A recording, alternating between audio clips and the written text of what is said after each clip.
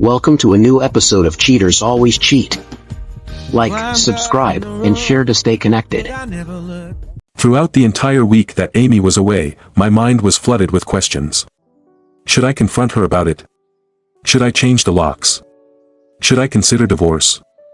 It wasn't a simple decision to throw away 4 years of marriage, but the idea of tolerating her infidelity, especially after we had put so much effort into repairing our relationship the first time, was unbearable. The pain of her cheating weighed heavily on me, especially considering the time and effort we had invested in rebuilding trust after her initial affair had disrupted our plans to start a family. Strangely enough, it was Amy who had come forward and confessed about the affair. Without her confession, I would have remained oblivious to her betrayal. I can still vividly recall the moment of her confession. We were driving back from her mom's house, and despite her mother's chatter masking any signs of trouble, Amy seemed unusually quiet during dinner. It was then that she confessed, struggling to get the words out. Her apology was sincere, and she expressed deep regret for her actions. My immediate reaction was a flood of questions. Who was it with? Why did it happen? Where did it happen? Asking these questions proved crucial because, in that vulnerable moment, Amy opened up and shared the details of her affair. It turned out that her friend Jesse's fiancé had been making advances towards her, and despite her attempts to discourage him, they ended up having a brief encounter during a party at Jesse's place.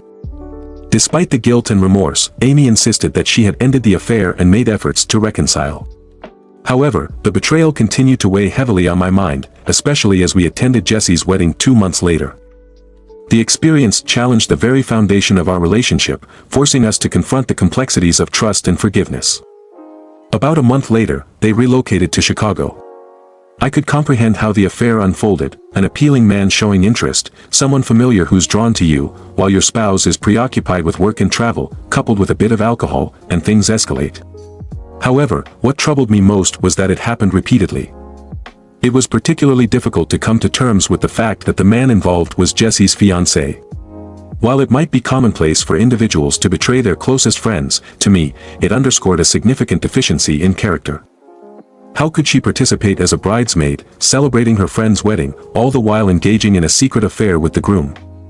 Following the revelation, our relationship began to deteriorate. I found it challenging to be at home, and the mere thought of touching her was repelling.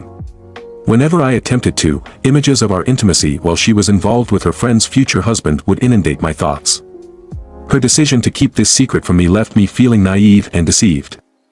Recalling the wedding, where I had congratulated him and offered marital advice, only deepened my discomfort as I grappled with the truth.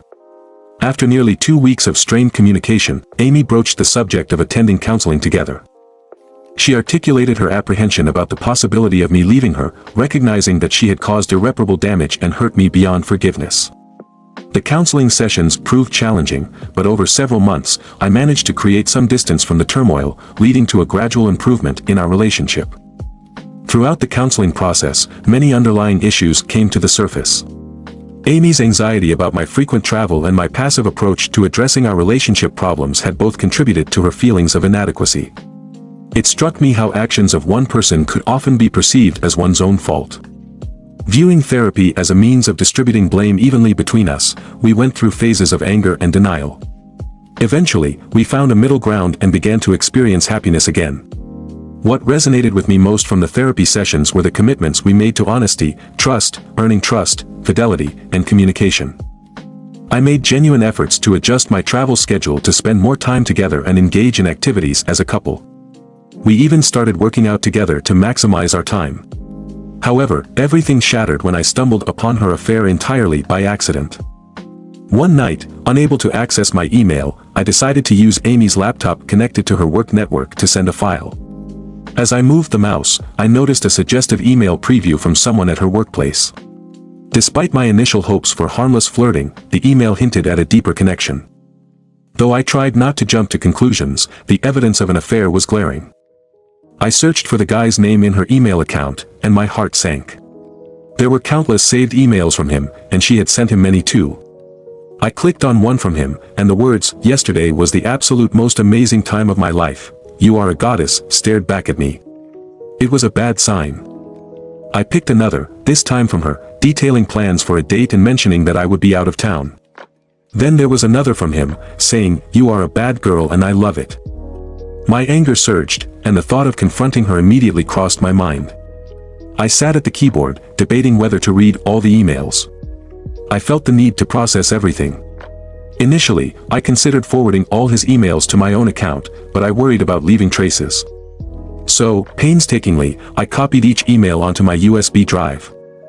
Sleep eluded me. The idea of sharing a bed with Amy felt unsettling. Even trying to rest on the couch felt wrong, as if my unfaithful wife was pushing me out of our own space. Eventually, I found myself slumped at the kitchen table, flipping through magazines until dawn. When morning came, I summoned the courage to confront her. I woke her up, citing an urgent work document that needed my immediate attention. I left for the office early, and once there, I printed out all the incriminating emails exchanged between my wife and Rob. It was evident from the lengthy exchange that their physical affair had begun 3 months prior and was still ongoing, with no intention of ending it. Their involvement wasn't just a fleeting affair. Rob and Amy were consistently and regularly engaged. What startled me the most was that Rob had captured images, often unflattering ones, and sent them to Amy, including photos taken together, their faces visible in the mirror's reflection. Viewing those pictures was unsettling, evoking strong emotions within me. Another surprising revelation was that both Rob and Amy would be attending the same conference in Phoenix the following week, from Monday to Friday. They openly discussed spending an entire night together but needed to coordinate carefully to ensure Amy didn't miss our scheduled calls. These calls were part of our commitment to remain faithful and honest, but it seemed that such promises might hold little value to some. I chose not to confront Amy immediately. Instead, I wanted the week while she was away to process my feelings and determine my desires. The last time this occurred, despite her assurances that it wouldn't happen again, I was blindsided. Although confronting her now was tempting, I knew it would be challenging to maintain clarity immediately afterward. Glancing at my computer calendar, I realized it was Wednesday. After experiencing anger and denial, it was time to decide what I truly wanted. Revenge surged from the depths of my mind. She had deceived me, breaking promises of fidelity made during our counseling sessions. 2 more years of my life dedicated to her seemed irretrievable. Divorce might not resolve anything. There was a suspicion she stayed out of guilt or obligation. I entertained vindictive thoughts, even considering drastic measures. However, I realized such actions would transform me into a monster. Instead, I sought a more strategic approach, maintaining a facade during our nightly calls while devising a plan to confront her. Playing my role convincingly, I prepared to orchestrate her downfall. Now, I needed to craft a cunning plan, ensuring its execution would be flawless. As they say, the devil lies in the details, much like the divine. I needed to devise a plan that wouldn't implicate me and could be executed successfully. Recognizing my expertise lay in computers, I resisted the urge to divert suspicion by pursuing unfamiliar tactics. Instead, I leveraged my skills to create an online account connected to servers in another country, implementing a complex and difficult-to-trace method. Setting up a basic website took considerable time, requiring meticulous preparation and practice while honing my acting abilities. One evening, while Amy lay beside me in bed, I broached the topic of starting a family, sensing her interest piqued. Though not an immediate endeavor, I suggested we consider trying in the coming months. Expressing my readiness, I assured her of my commitment, emphasizing her openness and love. We discussed the implications of parenthood, ensuring she understood the potential impact on her career, our relationship, and our lifestyle. After completing my website, a critical decision loomed: whether to proceed with my plan. Before committing, I revisited Amy's email to ascertain the status of her involvement with Rob. While Amy slept, I discreetly accessed her work laptop, logging into her network and checking her inbox. Finding nothing unusual, I ran a search, stumbling upon a revealing exchange in her emails. In her own words, she discussed plans to conceive, indicating a readiness to stop using contraceptives. Rob, her clandestine partner, responded, suggesting they test protection methods. Operation Revenge began its course. A romantic dinner at Amy's favorite restaurant set the stage for our conversation about starting a family. Expressing my desire to proceed, Amy's excitement was palpable. We agreed on her stopping the pill during her next cycle, potentially leading to conception within a month. Unbeknownst to Amy, a different kind of encounter awaited her on Monday morning. Unsavory individuals, posing as hackers, initiated a threatening scenario. My meticulously crafted website displayed Amy's image, albeit blurred, alongside misleading captions implying infidelity. In the midst of planning for our future, the sinister undercurrent of deception was quietly at play, setting the stage for the next phase of my calculated revenge. The headline, "Real wife having a good time with a man who isn't her own husband, cheating wife must pay," caught my attention. It was striking, almost theatrical. My main goal was to ensure that Amy saw it. To grab her attention, I fabricated an email address from a business contact, using the subject line, "I know about you and Rob." Sending it through an anonymous server, I hoped to avoid any traceability. As the weekend drew to a close, I found myself relieved not to be at home. The anticipation allowed me time to rehearse for what I anticipated would be a dramatic confrontation. I had a plan in mind. If Amy reacted with tears, begging for forgiveness, I wouldn't entertain other scenarios. Returning home, I found Amy in the kitchen, a half-empty bottle of wine by her side. Sensing her distress, I adopted a supportive stance, offering understanding for her challenging day. It was a delicate dance, navigating the tension between my hidden agenda and the facade of a caring partner. I embraced her gently, offering to alleviate her stress with a soothing neck rub. Despite her initial resistance, I persisted, hoping to provide her some solace amidst her challenges. As I worked on her tense shoulders, I subtly nudged her to consider the idea, aiming to distract her from her worries. The notion of our shared future lingered in my mind, though she appeared taken aback, as if awakening to a realization. Casually, I inquired if she felt hungry, pondering the effectiveness of my efforts while nibbling on a cheese sandwich. Meanwhile, the email I received on Tuesday contained detailed instructions, including my email address and her parents' contact information. Deliberately, I refrained from appearing too assured, allowing Amy to believe that the consequences might be minimal. My strategy was to prolong her unease, maximizing the emotional toll, a fundamental aspect of seeking retribution. As she anxiously opened the email, questions flooded her mind. Should she confess to Jack? Should she comply with the demands? The internal debate likely tormented her throughout the day, reflected in her eventual decision to pay the $500 to have her photos removed. It was evident she had wrestled with these dilemmas extensively.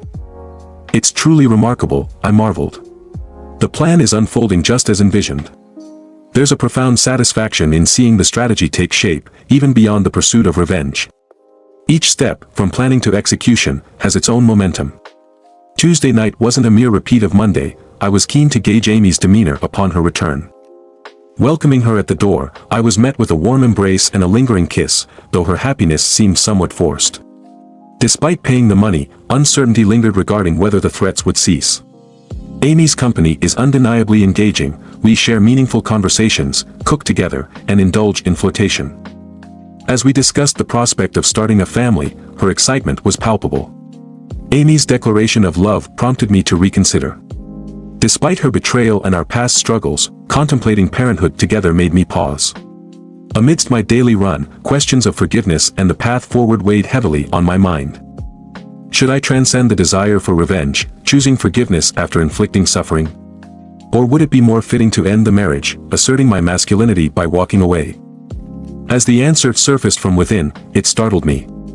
My desire wasn't for redemption, but rather to inflict anguish and humiliation. I harbored no aspiration to reform Amy into a faithful partner and devoted mother. Instead, I aimed to disrupt her life irreparably, ensuring she bore the weight of my retribution indefinitely. I yearned for her suffering, yet sought to remain concealed, perpetuating the illusion of my innocence. My identity as a man came into question amidst these conflicting emotions. However, the craving for revenge resonated within me, compelling me to pursue it relentlessly. With determination, I embarked on the path of vengeance, fueled by the anticipation of Amy's impending reckoning. Days passed without incident until Friday, the designated day for my scheme to unfold. The email arrived, demanding a substantial sum by Monday, plunging Amy into a state of overwhelming distress. My objective was to compel Amy to confess, envisioning a scenario where she'd acknowledge her deceit and express remorse. However, the ensuing conversation didn't unfold as expected. Amidst my contemplation, a call from Amy interrupted my thoughts, beckoning me to confront the truth head-on. Her urgent tone sparked immediate concern within me as I inquired about her well-being. Despite her distress, I found myself momentarily delaying my return home, taking a brief detour before facing the impending confrontation. Upon arrival, I was met with a visibly troubled Amy, her demeanor hinting at the gravity of the situation. Despite the tumult of emotions raging within me, I maintained a composed facade, suppressing the urge to unleash my pent-up frustration. Amy's tearful confession loomed on the brink, revealing the betrayal and extortion she had endured. Despite the overwhelming desire to lash out, I chose restraint, opting instead for words of comfort and reassurance. Resisting the impulse to succumb to anger, I offered solace, assuring her of my unwavering love and support. Though my internal turmoil threatened to boil over, I remained steadfast in my resolve to confront the situation with composure and empathy. I fetched a glass of water from the kitchen and returned to find Amy in the bedroom, her body racked with sobs as she lay face down on the bed. Sitting beside her, I offered the water, but she declined, signaling her distress. With a resolve to remain composed, I opted to let her take the lead in the conversation, acknowledging her emotions with a gentle touch. Amy began expressing self-condemnation, labeling herself as a terrible person, prompting me to silently disagree, indicating my support without words. Sensing her need for guidance, I gently probed into the situation, seeking clarity on the existence of undisclosed pictures. As Amy confirmed the presence of these pictures, I maintained my facade of disbelief, prompting her to reveal more details. Despite her tears, I remained composed, observing her confession without outward emotion. Retreating to the kitchen, I sipped a drink, waiting for her next move. Upon Amy's return, she voiced doubts about my forgiveness, to which I responded with skepticism, questioning her broken promises. The tension between us simmered as I demanded an explanation for her deception, grappling with feelings of betrayal and hurt. Despite her remorse, I found it challenging to reconcile her actions with the trust we had built. Amy's shame was palpable, leaving me torn between the desire for answers and the weight of disappointment. As tears streamed down her face, she hesitated before disclosing his name, revealing that he was married. In that moment, I gained a profound insight into Amy's psyche, realizing that I comprehended her motivations for the affair perhaps better than she did herself. Amy, I realized, was a skilled actress, adept at playing multiple roles simultaneously. To her, the affair wasn't just about infidelity. It was a complex performance, a tantalizing challenge to balance the roles of devoted wife and secret lover, exceptional mistress and outstanding spouse. In her mind's eye, she envisioned seamlessly transitioning from these roles to become the perfect mother while maintaining her affair on the side. Despite the risks, she continued her charade, hoping that her performance would secure the desired outcome, keeping me by her side. Had she not considered the potential consequences of her actions? As she spoke, shifting between apologies and praise, I could vividly picture the entire scenario unfolding before me. Amy's genuine affection for me was evident, yet, like Eve tempted by the forbidden fruit, she had succumbed to wrongdoing, unaware of the knowledge it would bring. Amy's gradual descent into the affair seemed inevitable, starting innocently enough with friendship and playful exchanges. Her need for escapism, coupled with my perceived lack of commitment to our shared goal of starting a family, provided fertile ground for the affair to blossom. With each step, from casual communication to more intimate interactions, Amy found herself ensnared in a role she didn't realize she was playing. As I witnessed Amy's vulnerability, I couldn't help but feel a sense of kinship, not as spouses or lovers, but as individuals grappling with the complexities of life. We both found ourselves trapped in a cycle where knowledge abounded, yet wisdom eluded us, where desires clashed with the resolve to resist, yet triumph remained out of reach. Despite her efforts to conceal her wrongdoing, Amy now stood before me, vulnerable and exposed. Her hesitation to disclose the full extent of the situation only heightened my curiosity.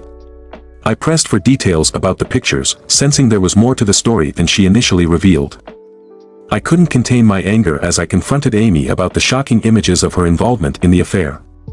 It was a jarring reality that shattered any hope of denial. Despite her attempts to downplay it, she admitted that the idea of capturing those moments excited her lover. My immediate concern shifted to whether she was being coerced or threatened with the images. Despite her wrongdoing, she was still my wife, and I couldn't help but feel protective. Amy confessed that she was being extorted after receiving a threatening email directing her to a website containing incriminating images. The demand for payment under threat of exposure left her feeling trapped. Her distress deepened as she revealed the potential repercussions, not just for herself but also for her lover, whose marriage and career were on the line. The realization that the images were digital brought a new dimension to the situation. Amy's lack of awareness about the traceability of digital files only added to my exasperation. I emphasized the gravity of the situation, highlighting the risk of digital traces leading back to her. In that moment, silence enveloped us as we grappled with the magnitude of the situation. I pondered the situation, considering various scenarios. With a tone of disdain, I mentioned the possibility that it might not have been Amy's boyfriend who obtained the password. It could have been anyone who stumbled upon it, whether through a forgotten note or an unattended laptop. I speculated that if it was a hacker, they could have targeted Amy's account after discovering image files. Amy confirmed that her boyfriend wasn't threatened, prompting me to suggest that his account might have also been compromised. Amy's inquiry about what to do sounded uncertain and desperate. Expressing disbelief at the demanded amount, I questioned the credibility of the website. Frustrated, I offered to investigate further, asking for the site's name. Upon searching both on my computer and online, I found no trace of the website, deepening the mystery surrounding the situation. "There's no website by that name," I informed her, hoping for clarity. "Did they include a URL or a clickable link?" I asked, seeking more details.